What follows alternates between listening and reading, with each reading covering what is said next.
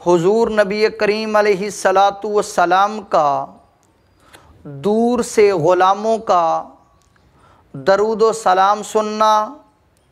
سرکار مدینہ صلی اللہ علیہ وآلہ وسلم کا غلاموں کی آوازیں سن کر ان کی امداد فرمانا، اس کا ذکر کرنا چاہتا ہوں قرآن و حدیث کی روشنی میں۔ آئیے، اللہ تبارک و تعالیٰ نے فرمایا اِنَّا خَلَقْنَا الْإِنسَانَ مِن نُطْفَةٍ امشاج، ہم نے انسان کو مرد اور عورت کے مکس نطفہ سے پیدا کیا،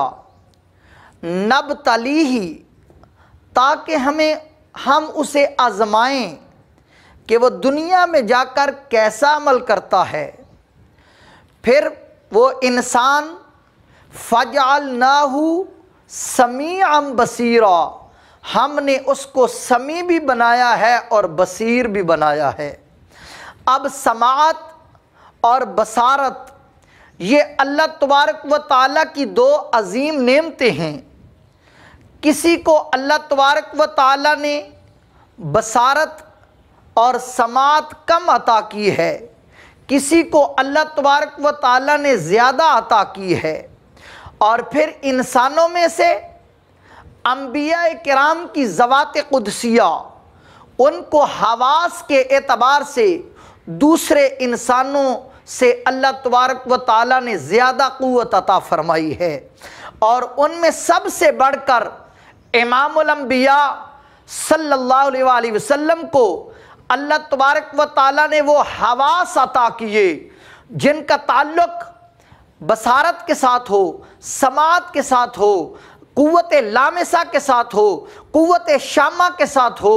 اللہ تبارک و تعالیٰ نے ساری کائنات میں سب سے بڑھ کر قوت شامہ، لامسہ، حواس خمسہ قوی اور ممتاز اپنے محبوب کو عطا فرمائے ہیں۔ آئیے، انبیاء کرام کی قوت سماعت کتنی عظیم ہے۔ حضرت سیدنا سلیمان علیہ السلام کا ذکر قرآن پاک میں اللہ تبارک و تعالیٰ نے فرمایا، آپ اپنے لشکر کے ساتھ تخت پر سوار ہو کر فضا میں جا رہے تھے، اور کچھ لشکر کے لوگ وہ پیدل جا رہے ہیں، جانور بھی ساتھ ہیں۔ آگے سے 3 میل کے فاصلے پر ایک چیونٹی دوسری چیونٹیوں کو مخاطب کرتی ہے۔ قرآن فرماتا ہے قالت نملۃ یا ایھا النمل ادخلوا مساکنکم لا یحطمنکم سلیمان وجنودہ وہم لا یشعرون۔ حضرت سیدنا سلیمان علیہ السلام کو وہ چیونٹی دیکھ کر، آپ کے لشکر کو دیکھ کر کہتی ہے، اے چیونٹیوں، اپنی اپنی بلوں میں داخل ہو جاؤ، کہیں سلیمان علیہ السلام کا لشکر تمہیں روند نہ ڈالے۔ 3 میل کا فاصلہ ہے۔ چیونٹی کہہ رہی ہے دوسری چیونٹیوں کو، قرآن فرماتا ہے فَتَبَسَّمَ ضَاحِكًا مِّن قَوْلِهَا، اللہ کے پیارے نبی سیدنا سلیمان علیہ السلام 3 میل سے اس چیونٹی کی آواز کو سن کر مسکرا پڑتے ہیں۔ آپ نے 3 میل سے اس چیونٹی کی آواز کو سنا۔ ارے سلیمان علیہ السلام مسجد اقصیٰ میں میرے نبی کے پیچھے نماز پڑھنے والے مقتدی ہیں، جن کے مقتدی کی قوت سماعت کا عالم یہ ہے، اس امام الانبیاء کی قوت سماعت کا عالم کیا ہوگا۔ اگر سلیمان علیہ السلام 3 میل کے فاصلہ سے چیونٹی کی آواز کو سن سکتے ہیں، تو پھر میرے اور آپ کے آقا اپنے غلاموں کا درود و سلام بھی گنبد خضرا میں سماعت فرما سکتے ہیں۔ آئیے، نبی کریم علیہ السلام کی قوت سماعت کتنی ہے۔ صحیح مسلم شریف جلد 2 صفحہ نمبر 381 پر یہ حدیث مبارکہ امام مسلم نے نقل کی۔ حضور علیہ السلام صحابہ کرام کے ساتھ بیٹھے ہوئے ہیں،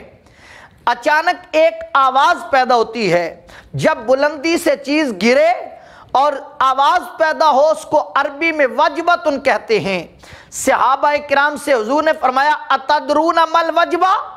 اے میرے صحابہ جانتے ہو یہ آواز کس چیز کی ہے؟ تو صحابہ کرام کا آگے سے جواب کیا تھا؟ صحیح مسلم شریف، قالو اللہ و رسولہ اعلم، یا رسول اللہ، یا اللہ بہتر جانتا ہے یا اللہ کا رسول بہتر جانتا ہے۔ اب میرے اور آپ کے آقا نے فرمایا ھذا حجر رمی بہ 70 منذ خریفا، فرمایا آج سے 70 سال پہلے جہنم میں ایک پتھر گرایا گیا ہے، 70 سال تک وہ جہنم میں گرتا رہا، آج سب سے نچلی جہنم کی تہہ کے ساتھ جا کر وہ ٹکرایا ہے تو اس کی آواز پیدا ہوئی ہے، ہم نے اس کی آواز کو مسجد نبوی میں سنا ہے۔ ارے 70 سال جو پتھر جہنم میں گرتا رہا وہ کتنی مسافت طے کر کے پہنچا ہوگا؟ جو نبی مسجد نبوی عالم دنیا میں بیٹھ کر عالم آخرت میں جہنم میں گرنے والے پتھر کی آواز کو سن سکتے ہیں، رب ذوالجلال کی قسم وہ گنبد خضرا کے سائے میں اپنے روضہ پاک میں پوری دنیا کے روئے زمین کے غلاموں کے درود و سلام کی آواز کو بھی سنتے ہیں۔ آئیے حضور علیہ السلام مدینہ پاک میں، امام طبرانی نے اس حدیث کو طبرانی صغیر میں نقل کیا، محمد بن عبد الوہاب نجدی کے بیٹے عبداللہ بن عبد الوہاب نجدی نے اپنی کتاب مختصر سیرت الرسول مطبوعہ جیلم صفحہ نمبر 528 پر نقل کیا، حضرت راجز حضور کے غلام ہیں، مکہ میں رات کے وقت کافروں نے ان کو گھیر لیا، اب پہاڑ بھی ہیں، رات کی اندھیری بھی ہے، مکہ سے مدینہ پاک کا 550 کلومیٹر کا فاصلہ بھی ہے، میرے اور آپ کے آقا حضرت سیدہ میمونہ کے گھر میں آپ وضو فرما رہے ہیں، سرکار نے فرمایا لبیک لبیک لبیک نصرتا نصرتا نصرتا، فرمایا میں تیرے پاس موجود ہوں اور میں نے تیری مدد بھی کر دی ہے۔ حضرت میمونہ عرض کرتی ہیں یا رسول اللہ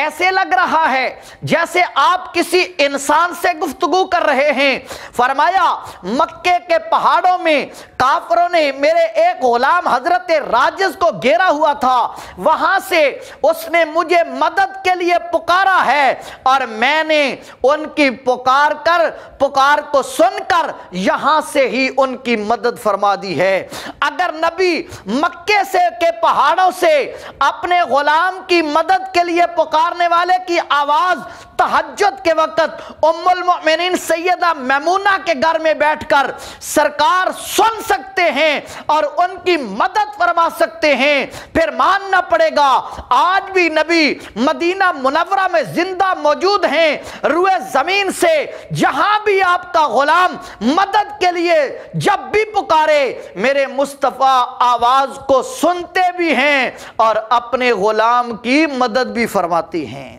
آئیے یہ تو نبی کریم علیہ السلام کی سماعت کا عالم ہے۔ حضرت سیدنا عمر فاروق رضی اللہ تعالی عنہ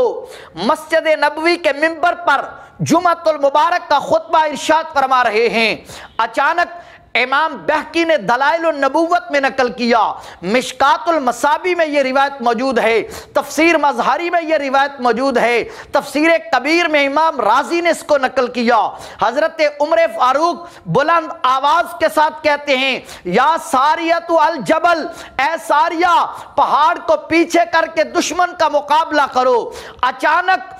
جب صحابہ نے یہ آواز سنی، وہاں ملک شام میں حضرت سیدنا ساریہ نے حضرت عمر فاروق کی آواز کو سن کر پہاڑ کو پیٹھ کے پیچھے کر کے دشمن کا مقابلہ کیا۔ صحابہ فرماتے ہیں ہم جنگ میں تھے، ہم گھیرے میں آنے والے تھے، اچانک آواز آئی کہ پہاڑ کے پیچھے سے تم آگے ہو کر لڑو، دشمن کا مقابلہ کرو۔ ہم لڑے اور اللہ نے ہمیں فتح عطا کر دی۔ حضرت عمر فاروق نے مسجد نبوی کے منبر سے کھڑے ہو کر حضرت ساریہ کو وہاں پر سینکڑوں میل کی مسافت پر دیکھ بھی رہے ہیں، آواز بھی پہنچا رہے ہیں، اور ساریہ آپ کی آواز کو سن کر اس پر عمل بھی کر رہے ہیں۔ اگر غلام مدینہ منورہ میں بیٹھ کر ہزاروں میل دور اپنے لشکریوں کو دیکھ سکتے ہیں، ان کو ہدایات دے سکتے ہیں، اور غلام ان کی آواز سن سکتے ہیں، جن کے غلاموں کی سماعت و بصارت کا یہ عالم ہے کہ وہ میلوں کی مسافت سے آواز سن بھی لیتے ہیں، دیکھ بھی لیتے ہیں، جن کے غلاموں کی عظمت کا یہ عالم ہے، اس آقا کی عظمت کا عالم کیا ہوگا؟ اگر حضرت ساریہ مدینے سے دینے آنے والی آواز کو سینکڑوں میل دور سے سن سکتے ہیں، پھر ماننا پڑے گا میرے اور آپ کے آقا وہ بھی غلاموں کا مدینہ منورہ میں درود و سلام سن سکتے ہیں۔ نبی کریم علیہ السلام کے غلاموں، حدیث قدسی ہے، امام بخاری صحیح بخاری جلد 2 صفحہ نمبر 963 پر یہ حدیث پاک کتاب الرقاق میں نقل کرتے ہیں کہ اللہ تبارک و تعالیٰ فرماتا ہے نوافل کے ذریعے جب بندہ میرا قرب حاصل کر لیتا ہے میں اس کو اپنا محبوب بنا لیتا ہوں۔ فرمایا پھر اس کا مقام میری بارگاہ میں کیا ہوتا ہے؟ فرمایا وَسَمْعَهُ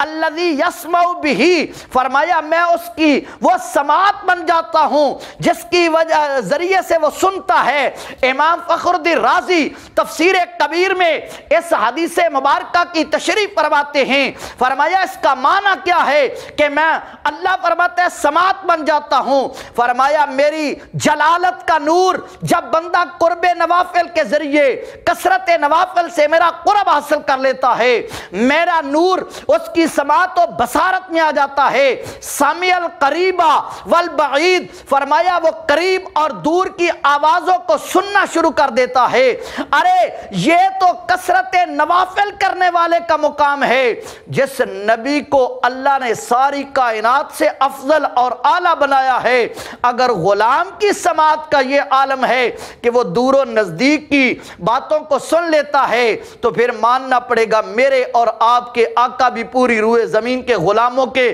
درود و سلام کو بھی سنتے ہیں، ان کی فریادوں کو بھی سنتے ہیں، سلام کا جواب بھی ارشاد فرماتے ہیں، اور پکارنے والے کی آواز کو پکار کر ان کی مدد بھی فرماتے ہیں۔ آخر میں آج ٹیکنالوجی کا دور ہے، آج تو ان چیزوں نے ان مسائل کو بڑے احسن انداز میں حل کر دیا۔ آج یہاں ساہیوال میں بیٹھ کر کسی کا کوئی عزیز و کارم مدینہ منورہ میں حج یا عمرے کے لیے پہنچا ہو، وہ سرکار کے روضہ پر اپنا کان کو موبائل لگاتا ہے، ادھر سے سائیوال میں بیٹھا بندہ لگاتا ہے تو وہ اس کی تصویر بھی دیکھ رہا ہے، اس کی آواز بھی سن رہا ہے۔ ارے اگر ٹیکنالوجی کے ذریعے اس سائنسی آلے کے ذریعے سے ایک جگہ سے سینکڑوں میل ہزاروں میل دور آواز سنی جا سکتی ہے، تصویر دیکھی جا سکتی ہے، تو پھر ماننا پڑے گا اللہ نے نبوت میں وہ قوت رکھی ہے۔ اگر سائنس کے آلے سے دور کی آواز کو سنا جا سکتا ہے، تصویر کو دیکھا جا سکتا ہے، تو میرے نبی گنبد خضرا میں بیٹھ کر نبوت کی خداداد طاقتوں سے غلاموں کی آوازوں کو سنتے بھی ہیں، غلاموں کو پہچان کر درود و سلام کا جواب بھی ارشاد فرماتے ہیں۔ تو عزیزان محترم، نبی کریم علیہ السلام نے فرمایا، امام بخاری نے التاریخ الکبیر میں اس حدیث کو نقل کیا، امام ابن جوزی نے الوفا میں اس کو نقل کیا، امام جلال الدین سیوطی نے الخصائص الکبریٰ میں اس حدیث کو نقل کیا، ابن قیم نے الجلاء الافہام فی الصلاۃ والسلام علی خیر الانام میں نقل کیا۔ حضرت عمار بن یاسر فرماتے ہیں حضور نے فرمایا بے شک اللہ نے ایک فرشتہ پیدا کیا ہے، آتاہ اسماء الخلائق، جس کو پوری روئے زمین کی مخلوقات کی آوازیں سننے کی طاقت عطا کی ہے۔ فرمایا جب میرا انتقال ہو جائے گا وہ میرے روضہ پر اس کی ڈیوٹی ہوگی، جب بھی میرا غلام جہاں سے بھی درود و سلام پڑے گا وہ فرشتہ سن کر اس کا درود و سلام میری بارگاہ میں پیش کرے گا۔ ارے یہ فرشتہ نبی کا خادم ہے، جس نبی کے خادم کی قوت سماعت کا یہ عالم ہے، وہ پوری روئے زمین کی آوازوں کو سرکار کے روضہ پر کھڑے ہو کر سن سکتا ہے۔ جس نبی کے غلام کی قوت سماعت کا یہ عالم ہے، اس آقا کی خود قوت سماعت کا عالم کیا ہوگا۔ اعلیٰ حضرت نے اسی لیے فرمایا تھا دور و نزدیک سے سننے والے وہ کان، کان لالے کرامت پہ لاکھوں سلام۔ آج بھی میرے نبی اپنی قبر انور میں روضہ پاک میں زندہ ہیں، غلاموں کا درود و سلام دور سے پڑھیں یا نزدیک سے پڑھیں سنتے بھی ہیں اور جواب بھی دیتے ہیں۔ اس لیے غلاموں کو درود و سلام کی کثرت کرنی چاہیے۔ اللہ ہمیں سرکار کی سچی محبت اور آپ کی اتباع و اطاعت کرنے کی توفیق عطا فرمائے، آمین واخر۔